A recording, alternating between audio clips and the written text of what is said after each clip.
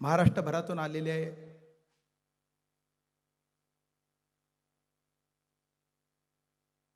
आणि धारावीतनं आलेले माझे सगळे कष्टकरी कामकरी बांधवांनो आणि भगिनींनो, शिक्षण क्षेत्राशी संबंधित असल्यामुळे पहिला एक प्रश्न विचारतो आपल्याला. 1 + 1 किती? 0. शिवसेना वजा ठाकरे काय? 0. कोणी काही निकाल देऊ, पण शिवसेना वजा ठाकरे म्हणजे 0. ठाकरेंना वजा करून जी काही राहते ती शिवसेना नसते, हे महाराष्ट्राने नाही अख्ख्या देशाला माहीत आहे.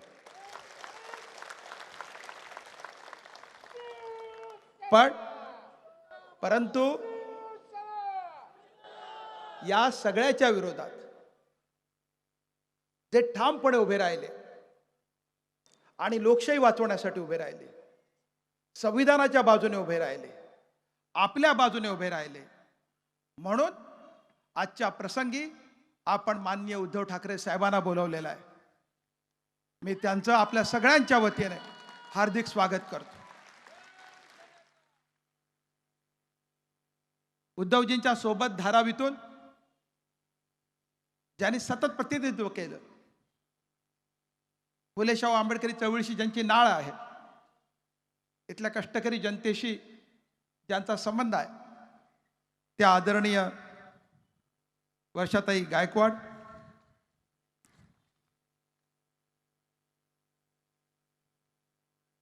या पहिल्या राजकीय सभेला एरवी कधी राजकीय व्यासपीठावर न जाणारे आपल्या सगळ्यांचे आदरणीय पत्रकार आणि माझे जुने मित्र, म्हणजे गुरु पण पत्रकारितेच्या क्षेत्रातले एके काळातले, निखिल वागळे, ते कोणत्या व्यासपीठावर आजपर्यंत गेले नाहीत, पण ते आवर्जून आले, त्यांचं मी स्वागत करतो.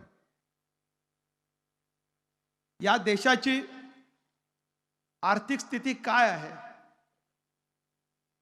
हे ज्यांनी सांगितलं, कधी कोणत्या राजकीय व्यासपीठावर गेले नाहीत, अर्थशास्त्र ज्यांचा विषय आहे आणि अर्थशास्त्रात ते जे काम करतायत, तुम्हाला खोटं वाटेल पण नोबेल प्राइज त्यांची वाट पाहत आहे. काही वर्षांनी ते मिळेल तेव्हा आपल्याला लक्षात येईल की आपल्यातला एवढा मोठा माणूस आपण ओळखला नाही.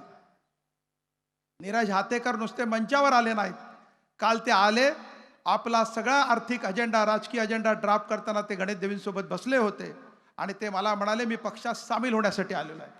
मी हातेकर सर तुमचं मनपूर्वक स्वागत करतो. आदरणीय उद्धवजींच्या सोबत जे सतत सावलीसारखे असतात आणि सावली सोडून जात नाही, कोणी गेलं तरी कधी जात नाही, सावली नाही सुटली जात, असे आमचे अनिल परब साहेब आणि अनिल देसाई साहेब. अनिल देसाई साहेबांचा माझा परिचय मी राजकीय क्षेत्रात येण्याच्या आधीपासूनचा आहे साहेब. त्यांच्याबरोबर एकत्र डबा खाल्लेला आहे जेव्हा ते नोकरी करत होते, स्थानिक लोकाधिकारचं काम करत होते. सगळ्यात जास्त संबंध माझा अनिल देसाई साहेब, आणि म्हणून तुम्हाला मी त्याशी आवर्जून अनिल परबाने म्हटलं, देसाईंना आधी बोलवा इथे, साहेब ते येतील. आणि वर्षात त्यांना म्हटलं, आपले देसाई साहेब येतात, त्यांना महत्त्वाचं आहे, आपल्याला त्यांना बघून नाही चालणार, आणि म्हणून आवर्जून तुम्हाला आम्ही बोलावलं. या मंचावर या चळवळीमध्ये सतत लोक भारतीपासून, शिक्षक भारतीपासून माझ्या सोबत राहिलेले, पक्षाचं काम निरपेक्षपणे करत राहणारे अतुल देशमुख, ज्यांनी हा प्रस्ताव मांडला समाजवादी गणराज्य पार्टीचा, ते आमच्या सगळ्या समाजवादी, आपल्या समाजवादी परिवाराचे प्रमुख आणि राष्ट्र सेवा दलाचे अध्यक्ष, राष्ट्रीय अध्यक्ष नितीनजी वैद्य, शिक्षक भारतीचे अध्यक्ष आदरणीय गुरुवारी अशोक बेलसरे सर, ज्यांना बिहारचा निर्णय मान्य नव्हता, पण बिहारच्या मुख्यमंत्र्यांचे अगदी जवळचे मित्र असलेले, म्हणजे अरेतुरेच्या भाषेतले, पण ज्यांनी त्यांचा निर्णय मान्य न करता जे सोबत आले ते आमचे सच्चिदानंद शेट्टी साहेब, आदिवासींचे नेते काळूराम काका धोदडे, राज्यातील 19 लाख कर्मचाऱ्यांचे नेते. समाजवादी चळवळ ही प्रामुख्याने कामगार संघटनांनी बांधली, कर्मचाऱ्यांच्या संघटनांनी बांधली, असंघटित मजुरांच्या कार्यकर्त्यांनी बांधली. आणि म्हणून या मंचावर राज्यातल्या तमाम 19 लाख सरकारी कर्मचारी, निमसरकारी कर्मचारी आणि शिक्षकांचे नेते असलेले विश्वास काटकर साहेब, जे संपाची लढाई आणि पेन्शनची लढाई जिंकून आपल्या मंचावर आलेले आहेत, मी त्यांचं स्वागत करतो. आमच्या सोबत सतत असलेले म्हणजे कपिल पाटील असले की त्यांच्यासोबत एक सरदारजी हमखास दिसतो, ते मट्टूजी खुराना. ते कधी आपली पगडी आणि कपिल पाटील दोघांना सोडत नाही. आदिवासींचे नेते काळूराम काका दोजडे, त्यानंतर मुंबईतल्या बिहारींचं संघटन बांधणारे आणि जनता दल युनायटेडचे मुंबईचे अध्यक्ष असलेले अमित झा साहेब इथे आलेले आहेत. आता ते असलेले होते, आता इकडे आहेत. बिहारी जनतेच्या वतीने हे करणारे. त्यांचा पलटण्याचा निर्णय झाल्याबरोबर त्यांच्या युवक आघाडीच्या अध्यक्षपदाचा राजीनामा पटकन भिरकावणारे आणि हे मला मान्य नाही. सगळे गेले तरी चालतील, आम्ही युवक त्यांच्यासोबत जाणार नाही, युवक आघाडीची आघाडी सांगणारे प्रतीक पटेल साहेब. धारावीतल्या असंघटित मजुरांचं आणि भटक्या विमुक्तांचं काम करणारे डॉक्टर कैलास गौड साहेब. मराठवाड्यामध्ये वंचितांचं शोषितांचं काम करणारे प्रकाश दाणे साहेब. आमच्या कल्पनाताई शेंडे, आमच्या भालेरावताई, मंचावर इतर खूप जण आहेत. मी सगळ्यांची नावं आता यासाठी घेत नाही, कारण वेळ मिळाला पाहिजे उद्धवजींना बोलण्यासाठी आणि मलाही माझं मांडणं मांडण्यासाठी. मी आपल्या सगळ्यांचं मनापासून स्वागत करतो. त्यांनी निर्णय घेतला जेव्हा पुन्हा तिकडे जाण्याचा, तेव्हा सगळ्यांच्या पुढे प्रश्न होता की आता कपिल पाटील आणि त्याचे सहकारी काय करतील, या राज्यातले समाजवादी लोक काय करतील. पण तुम्हाला मी एक सांगतो, त्यांनी पलटण्याचा निर्णय घेतला त्या दिवशी पहिला फोन कोणाचा आला असेल तर तो उद्धवजी बाळासाहेब ठाकरेंचा आला. मला त्याने अवतरण पण लगेच दिलं, पण म्हणाले दुसऱ्या दिवशी मला की एका मागून एक पक्ष फोडण्याचं काम ते करतायत, पक्ष पळवण्याचं काम ते करतायत, विचारधारा संपवण्याचं ते काम करतायत. आता तुझी जबाबदारी आहे की तुमची विचारधारा संपू द्यायची की शरण जायची. आणि मी त्यांना त्या दिवशी फोनवर शब्द दिला की आम्ही सगळे संघटित होऊ. आमच्या पहिल्या एका बैठकीला ते आले होते. त्यांच्यानंतर शरद पवार साहेबांनी पण बोलावून विचारलं. पण तुम्हाला एक सांगतो की या दोघांनी दुसऱ्याच दिवशी जी महाराष्ट्र विकास आघाडीची बैठक झाली त्यावेळेला त्यांनी निमंत्रण दिलं. मी आणि अतुल देशमुख त्या बैठकीला गेलो.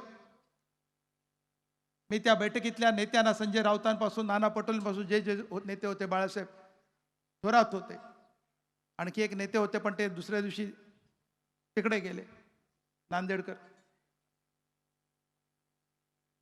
पण ते सगळ्यांनी सांगितलं की त्यांनी किती पलटी मारो, आमचा तुमच्यावर विश्वास आहे. पक्ष नव्हता, पक्ष तिकडे गेलेला होता, तरी सुद्धा जनता दल युनायटेडच्या सगळ्या युनिटला या दोन नेत्यांनी आणि त्यांच्या सगळ्या सहकार्याने आम्हाला बोलावलं, आमच्यावर जो विश्वास व्यक्त केला, यापेक्षा वेगळं सर्टिफिकेट काय पाहिजे. वागळे साहेब म्हणाले 40 वर्ष ओळखतात ते आपल्याला, कधीही तडजोड केली नाही, फॅसिस्ट शक्तींच्या सोबत कधीही गेलो नाही. आणि ही नुसती फॅसिस्ट शक्ती नाही, नथुरामी फॅसिझम आहे. हा फॅसिझम नुसता हिटलरचा, मुसोलिनीच्या फॅसिझमची कॉपी नाही. ही नथुरामी फॅसिझम आहे, जिच्या बगल्यामध्ये राम नाही तर नथुराम आहे आणि भातामध्ये मनुस्मृती आहे. या फॅसिझमने सगळ्यात आधी महात्मा गांधींचा बळी घेतला. दाभोळकर, पानसरेंची नावं तर आताची आहेत, पण जे जे असे विरोधात उभे राहतात त्यांचा बळी घेण्याचं काम करतात. मला अनेकांनी प्रश्न विचारला की समाजवादी पक्षाची स्थापना आणि उद्धव ठाकरेच मंचावरती का. आमचं नातं 60-70 वर्षाचं आहे, आमच्या जन्माच्या आधीपासूनचं आहे. समाजवादी चळवळीचे जे जे दिग्गज नेते आहेत,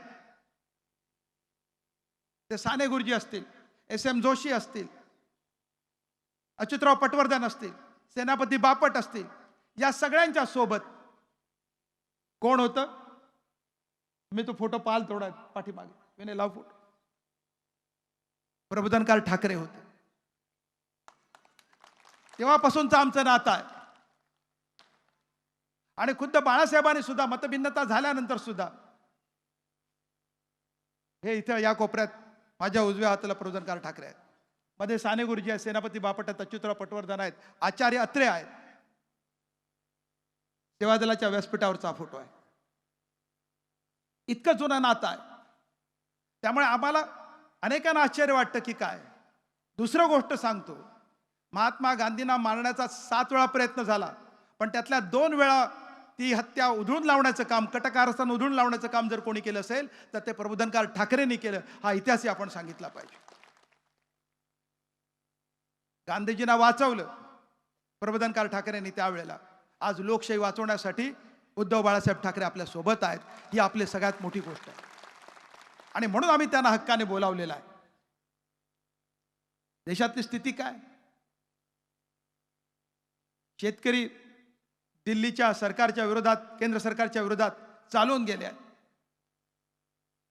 नमो शेतकरी योजना म्हणतात, म्हणे आम्ही 2000 रुपये चेकने टाकतो म्हणतात.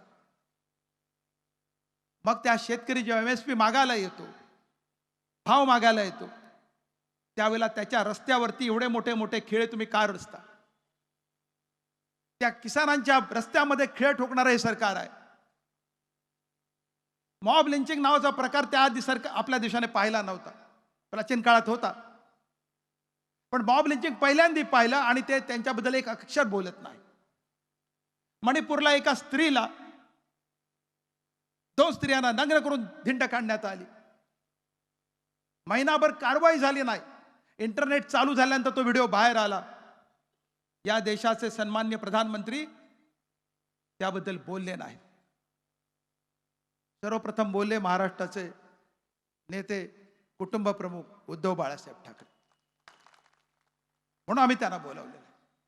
कारण शिवरायांचा महाराष्ट्र आहे. कल्याणच्या सुभेदाराची सून घेऊन आले मावळे आणि पेश केली महाराजांना. महाराज चिडले त्यांच्यावर, काय करताय तुम्ही? कोणत्याही स्त्रीला या राज्यामध्ये वाकड्या नजरेने कोणी पाहू शकत नाही. सन्मानाने तिला तिची ओटी भरून तिच्या घरी पाठवण्यात आले. रांदेच्या पाटलाने अत्याचार केले तर शिवरायाने त्याचे हातपाय तोडले. असा हा महाराष्ट्र आहे. आणि देशाचे प्रधानमंत्री मणिपूरच्या स्त्रीची धिंड निघते, तिचा साधा उल्लेख सुद्धा करत नाही. रामाचं ते नाव घेतात, पण बगलेत त्यांच्या नथुराम आहे, दुसरं काही नाही. शेतकऱ्यांची जी वाईट स्थिती सुरुवातीला अजित शिंदे मगाशी भाषणात सांगत होतो मी, त्याबद्दल बोलत नाही. महाराष्ट्रातल्या शेतकऱ्यांच्या आत्महत्या आजही थांबलेल्या नाहीत आणि त्याला सगळ्यात जबाबदार केंद्र सरकारची धोरण आहेत. त्यांचं काय? या महाराष्ट्रातल्या शेतकऱ्यांची जी पोरं आहेत नोकरी शोधतायत. पुण्यामध्ये 1.5 लाख मुलं नुसती अभ्यास करत असतात. शेतकऱ्यांची पोरं स्पर्धा परीक्षेत पास होऊन कधीतरी मला नोकरी मिळेल म्हणून. नोकर भरती बंद आहे आणि परीक्षेत घोटाळे सुरू आहेत. जाणार कुठे मुलं? एक नोकरी या सरकारने निर्माण केलेली नाही. उलट नोकऱ्यांमध्ये कपात सुरू आहे आणि कंत्राटीकरण सुरू आहे. हे कंत्राटीकरण बंद करण्याचं नाव घेत नाही. आणि हे कंत्राटीकरण, हे खाजगीकरण केवळ नोकरापुरतं राहिलेलं नाही, नोकऱ्यांपुरतं राहिलेलं नाही. ते आता विद्यापीठात गेलेलं आहे, ते शाळांमध्ये गेलेलं आहे. ज्या पद्धतीने खाजगी विद्यापीठं आणण्यात आलेली आहेत, विद्यापीठं आली त्याबद्दल कोणाचा नकार नाही, जरूर स्वागत करू. पण त्या विद्यापीठात गरीब मुलाला ॲडमिशन मिळत नसेल, मेरिटमध्ये येतो, निवड होते, पण पैसे भरायला नाहीत. लाखो रुपयाची फी आहे. आणि सरकारने नुकताच मागच्या अधिवेशनात नवा कायदा केला की या विद्यापीठात प्रवेश तुम्ही घेतला असेल तर कोणत्याही फीची सवलत मिळणार नाही, कोणतीही स्कॉलरशिप मिळणार नाही. शाहू शिष्यवृत्ती सुरू केली म्हणतात. ओबीसींसाठी, दलितांसाठी, आदिवासींसाठी आणि मराठ्यांसाठी सगळ्यांसाठी शिष्यवृत्त्या केल्या जातात. पण विद्यापीठ कायद्यात तरतूद अशी केली आहे की असा कोणताही विद्यार्थी अशा सवलतीला किंवा स्कॉलरशिपला हक्कदार असणार नाही, असा कायदा या सरकारने केलेला आहे. आणि कायदा त्यांच्या बहुमताच्या जोरावर त्यांनी रेटून दिलेला आहे. कोणाच्या त्यांनी पण कायदा आणि सुव्यवस्थेचे जे झेंडवडे निघाले ते आपण रोज पाहतो आहोत या महाराष्ट्रामध्ये. जरांगे पाटील उपासाला बसले, त्यांच्या लोकांवरती ज्या पद्धतीने गोळ्या चालवल्या गेल्या, शेतकऱ्यांवरती ज्या पद्धतीने गोळ्या चालवल्या जातात आपण पाहतो आहोत. अभिषेक घोसाळकरला तर बोलावून मारण्यात आलं. दुसरा एक आमदार सत्ताधारी पक्षाच्या पोलीस स्टेशनात गोळ्या चालवतो आणि त्यांच्या दुसऱ्या प्रतिस्पर्ध्याच्या त्यांच्या सहकार्याच्या पक्षाच्या माणसाचा बळी घेतो, धाड धाड धाड गोळ्या चालवतात. आणि काय सरकार करताय? आमच्या वर्षात ते सांगत होत्याने सभागृहात बोलू देत नाही. मी परवा सभागृहात म्हटलं की वागळ्यांचा काय अपराध आहे? वागळे फक्त बोलतात आणि खरं ते सांगतात. पत्रकाराची जे इमान आहे ते बाळगतात. पण जीवघेणा हल्ला त्यांच्यावर करण्यात आला, वागळ्यांवरती, विश्वंभर चौधरींवरती आणि असीम सरोदेवरती. कसे वाचले याचं आश्चर्य आहे. सगळ्या बाजूच्या काचा तुटल्या होत्या, त्यांनी अक्षरशः डोकी खाली घातली नसती तर तिघांची डोकी आज राहिली नसती. आपल्यात ते पानसरेंच्या नंतर कदाचित आपल्याला इथं श्रद्धांजली व्हायला लागली असती, पण वागळ्यांनी त्याचा सामना केला.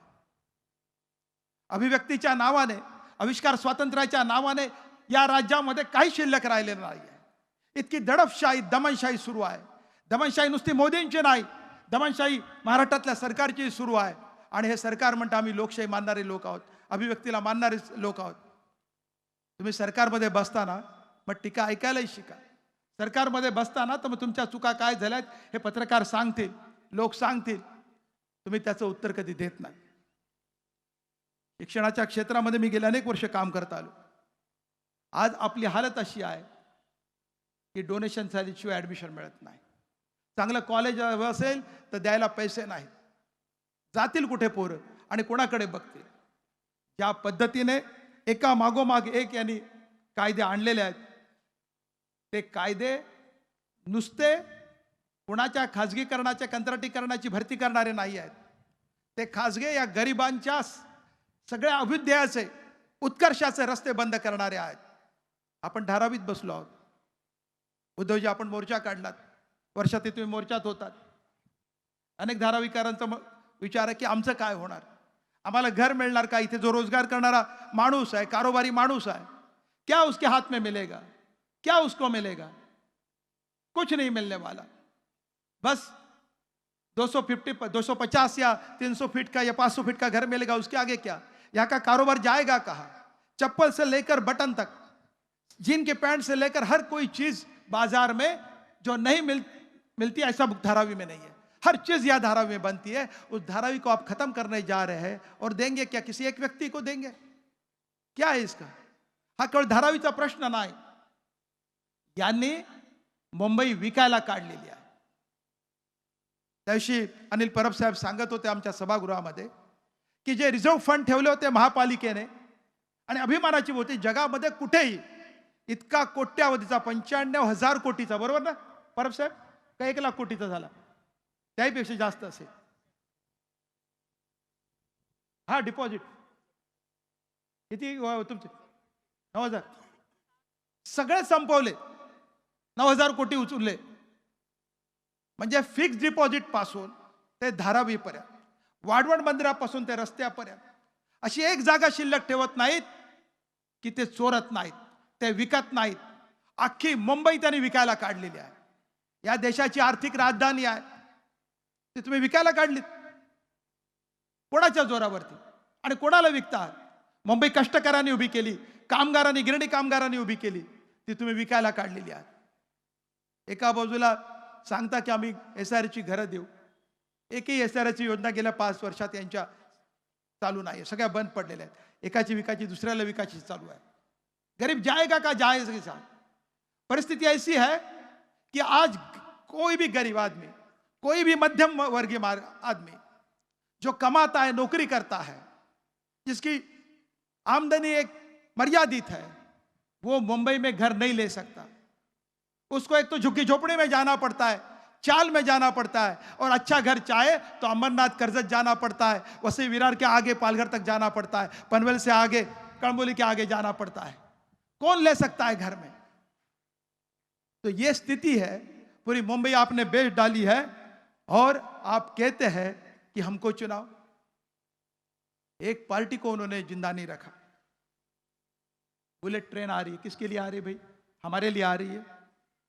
30,000 करोड़ डाल रहे हो उसके लिए. 1 लाख कोटी की है.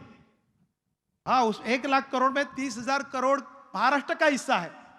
ये 30,000 करोड़ यदि महाराष्ट्र के लिए बचा रखा तो सबको घर फ्री मिल जाएंगे. ये पैसा यहां रखा तो हर वार्ड में अच्छा अस्पताल बन जाएगा, मगर वो दे नहीं रहे। एक सूरत से लेकर मुंबई आने का और वापस जाने के लिए बुलेट ट्रेन कौन बैठने वाला है, किसको परवड़ने वाला है? हमारे जब से आप बुलेट ट्रेन बना रहे हैं तो मुंबई आप बेच रहे नहीं तो क्या कर रहे हैं?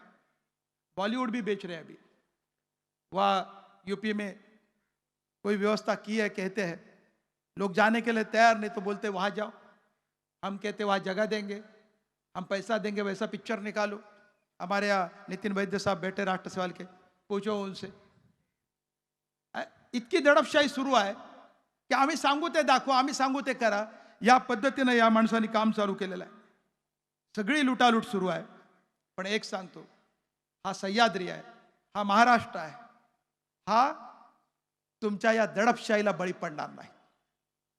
महाराष्ट्र विकास आघाडीचे जे नेते आहेत, आमचे कुटुंब प्रमुख आहेत उद्धव ठाकरे साहेब, तुम्ही विचाराल काय देणार आहेत, काय देणारा म्हणून त्याच्यासाठी नाही, लोकशाही वाचवण्यासाठी, या देशातला भाईचारा वाचवण्यासाठी, या देशातला समाजवाद वाचवण्यासाठी, या देशातलं संविधान वाचवण्यासाठी, हा देश वाचवण्यासाठी आज कधी नव्हे इतक्या एकजुटीची गरज आहे।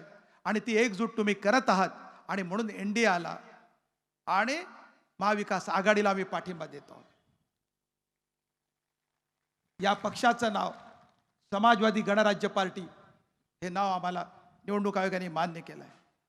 समाजवाद का, गैर बराबरी का विरोध मतलब समाजवाद है, विषमता का विरोध मतलब समाजवाद है, सभी तरह की असमानताएं दूर करने का मतलब है समाजवाद, पेंशन हर को मिलने की जिम्मेदारी सरकार ने उठाने का मतलब है समाजवाद, हर आदमी को, हर नौजवान को नौकरी का आश्वासन मतलब समाजवाद। जो जो गैर बराबरी से, विषमता से मर जाता है, दुखी होता है, उस दुखी घर में चूल्हा चलाने का काम मतलब होता है समाजवाद। समाजवाद इस संविधान का एक अंगभूत अंग है, उसको आप खत्म करने जा रहे हैं। और गणराज्य ऐसा है, भारत एक गणराज्य है, हम प्रियामल में पढ़ते हैं, वो लोकशाही समाजवादी, लोकतांत्रिक समाजवादी गणराज्य है। तो उसको बचाने का काम करने की जिम्मेदारी हमारी सबकी है। बिहार से आज प्रतीक उठ गया, बाकी लोग पलटने वाले को पलटने दो, नौजवान नहीं पलटने वाला। आप जाकर पूछ लिए बिहार में, सैलाब है, जनसैलाब है, लोग उतर रहे कि आपने जो किया वो गलत है, जो गलत है वो गलत है, उसको साथ हम नहीं देने वाले हैं। और तभी हमने निर्णय लिया कि फिर एक बार इस देश में, इस महाराष्ट्र में सभी समाजवादी एक हो जाएंगे, समाजवाद का झंडा उठाएंगे और इस देश को जो रास्ता हमें बाबा साहब आंबेडकर ने दिया, जो महात्मा फुले ने दिया, सबसे पहले समाजवाद की बात महात्मा फुले ने की थी और समाजवादी राजा करके छत्रपति शिवाजी महाराज को कहा गया था। डॉक्टर बाबा साहब आंबेडकर को पूछा गया कि आप कौन है, आपकी विचारधारा क्या है, तो डॉक्टर बाबा साहब आंबेडकर ने कहा मैं सबसे पहले सोशलिस्ट हूं। विवेकानंद जी को पूछा गया कि आप कौन है, क्या भगवी वस्त्र पहनते हैं, क्या धर्म का या मजहब का काम करने के लिए, नहीं, बोले मैं समाजवाद हूं, गरीब समाजवादी हूं, मैं गरीब की बात करता हूं। तो उस समाजवाद की जो संविधान का सबसे बड़ा आश्वासन है, जिसपे पर गरीब को भरोसा है और गरीब को आगे जाने की कुछ जो उम्मीदें बचे हैं, उस एक शब्द में है। उस शब्द को वापस जिंदा करने के लिए, इस नए माहौल को बनाने के लिए, एक नई पार्टी बनाने के लिए हमने आज शुरुआत की है। और आज पूरे महाराष्ट्र से इतनी बड़ी तादाद से सभी समाजवादी संगठन, यूनियंस के लोग, अलग अलग कर्मचारी यूनियंस है, शिक्षकों की यूनियन है, शिक्षक भारती है, अलग अलग संगठन है, छात्र भारती से लेकर सेवादल के काम करने वाले जो जो लोग हैं और अलग अलग छोटी छोटी पार्टी चलाने वाले जो लोग हैं, आज सब इस मंच पर इकट्ठा है। उन सभी को मैं उनका स्वागत करता हूं और आश्वासन देता हूं कि हम मिलकर लड़ेंगे। सबसे पहले हम आपको साथ देंगे, आपसे हमारी कोई अपेक्षा नहीं, बस जिन मूल्यों के लिए आप आ गए उस मूल्यों की लड़ाई आप बुलंद करें। हम साथ देंगे, सम्मान से रहेंगे, इतना ही कहते हैं। आप सम्मान देंगे इसका विश्वास है, इसलिए हम आपके साथ हैं।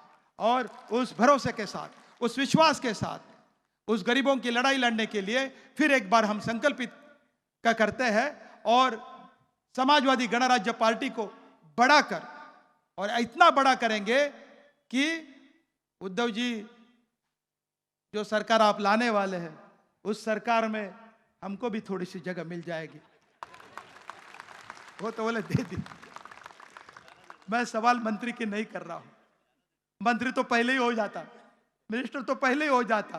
3 बार मुझे ऑफर मिली थी कांग्रेस से, एनसीपी से, ये भी सरकार ने बोला था, शपथ विधि 2 बार करने वाले थे। मैंने कहा नहीं, हम समाजवादी हैं, समाजवाद की बात करेंगे और समाजवाद के लिए लड़ते रहेंगे।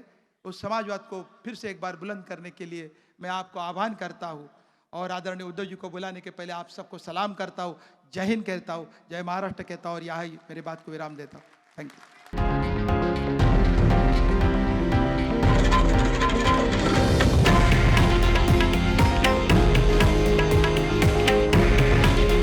हे आहे देशातील नंबर 1 न्यूज नेटवर्क आणि आपण पाहत आहात TV9 मराठी।